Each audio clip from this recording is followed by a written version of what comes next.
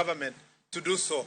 And if we were to be providing budget that will compensate people all the time when their properties are looted at this point in time, then the best law would have been those who are protest organizers should be bearing greatest responsibility. That is why you heard me say it's important to have a law that will clearly define who are the organizers of the protest, where do they want to, what is the purpose of this protest, when do they want to have the protest, where will they start the protest, which route will it follow, and where will it end? And should there be anything that is, should these protesters loot people's properties, what will happen?